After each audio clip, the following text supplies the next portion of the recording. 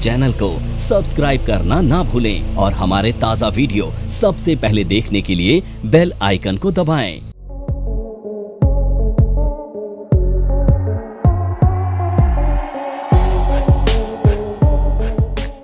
अब ये इवेंट हमारी खत्म हो गई। अब मैं दो चीजें और पढ़ा रहा हूं आपको। अदर फैक्टर्स जो होते हैं ना, अदर फैक्टर्स ये भी इंपॉर्टेंट होते हैं।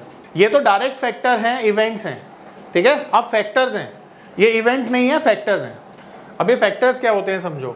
आपने रेटिंग एजेंसी के बारे में सुना है या ब्रोकरेज रिपोर्ट के बारे में सुना है?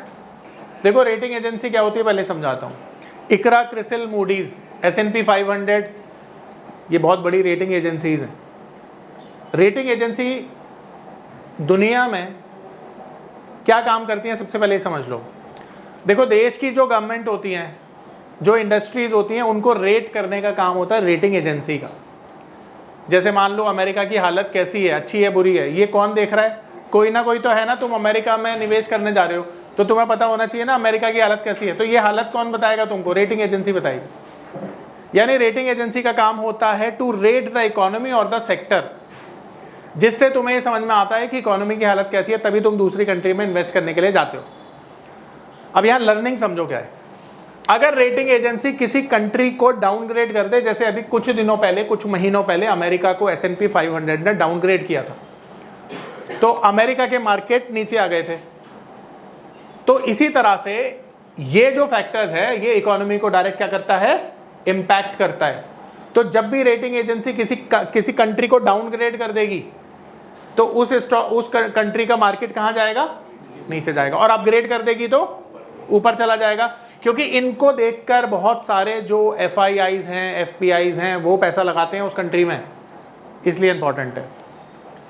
दूसरा, ये ब्रोकर्स रिपोर्ट डेली बेसिस पर आने वाली कुछ रिपोर्ट्स हैं जो पर्टिकुलर ब्रोकर किसी कंपनी के बारे में निकालते हैं। जैसे रिलायंस ऊपर जाएगा, रिलायंस नीचे जाएगा, HUL ऊपर जाएगा, HUL नीचे जाएगा। अब यहाँ पे लर्निंग ये है कि जो ब्रोकर्स रिपोर्ट होती है ना, ये कुछ दिनों तक मार्केट में, या इंट्राडे के लिए समझ लो, कुछ दिनों तक तो बहुत बड़ी बात हो जाती है, इंट्राडे के लिए ये ब्रोकर्स रिपोर्ट मार्केट को इन्फ्लुएंस करती है। मान लो तुम टेक्निकल एनालिसिस नहीं जानते हो, फंडामेंटल नहीं जानते हो, तो एक ब्रोकर के टारगेट को देखकर तुम खरीद सकते हो ना, इन्फ्लुएंस हो जाओगे ना। तो यही बात समझना कि बहुत सारे लोग जिनको पूरी नॉलेज नहीं होती है, वो ब्रोकर्स रिपोर्ट को देखकर खरीदारी कर लेते हैं या बिकवाली कर लेते हैं। तो शॉर्ट टर्म में, इनफैक्ट इंट्राडे में, ये जो ब्रोकर्स रिपोर्ट है, ये जिस भी डायरेक्शन में होगी मार्केट में, वो शेयर उसी डायरेक्शन में शॉर्ट टर्म में चलेगा, इनफैक्ट इंट्राडे में चलेगा।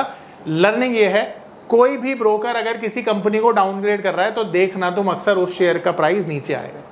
ये लर्निंग है, ठीक है। आ रही बात समझ में? तो इस तरह से ये इंपैक्ट करता है। दूसरा फैक्टर है स्कैम। देखो स्कैम दो तरह के हो सकते हैं। एक किसी कंट्री में हो सकता है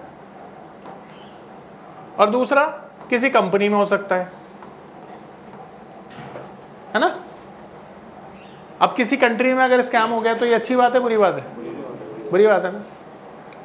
किसी स्कैम का नाम बताओगे जो कंट्री वाइज हुआ था? ठीक है, चल ठीक है, पूरी कंट्री में ही हुआ था। स्टॉक मार्केट तो कंपनी से रिलेटेड है। और सोचो 2G 3G कोलगेट, ये स्कैम थे ना?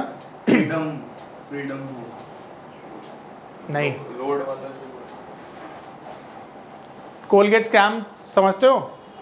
कोयले का घोटाला, 2G 3G घोटाला, तेलगी का जो घोटाला हुआ था स्टैम्प पेपर का, पूरे देश में हुआ था ना वो।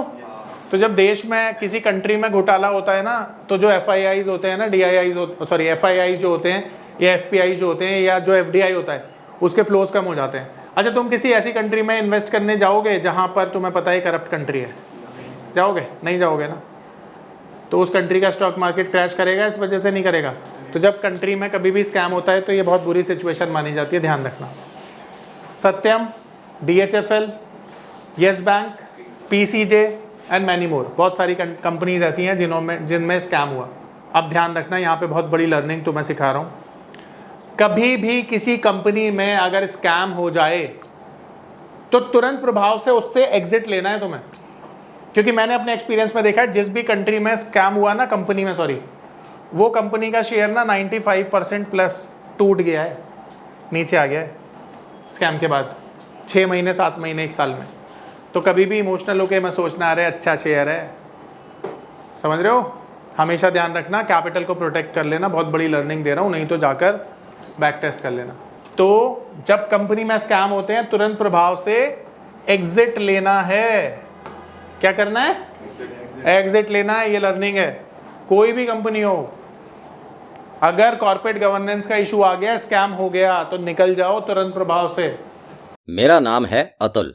मैं एक नामी होटल में मैनेजर के तौर पर जॉब करता था। मार्च 2020 में लॉकडाउन के दौरान मेरी जॉब चली गई। उसके बाद मुझे घर चलाने और बच्चों के भविष्य की चिंता होने लगी। फिर मैंने शेयर मार्केट के फील्ड में ऑनलाइन कुछ करने का प्लान किया, लेकिन मुझे शेयर मार्केट का ABCD भी नहीं आता था। फिर मैं एक ऐसे प्लेटफॉर्म को खोजने लगा जो मुझे घर बैठे सही और सरल भाषा में शेयर मार्केट में ट्रेडिंग करना सिखा सके। तभी मुझे मिला NIFM का ऑनलाइन एजुकेशन प्लेटफॉर्म www.onlinenifm.com।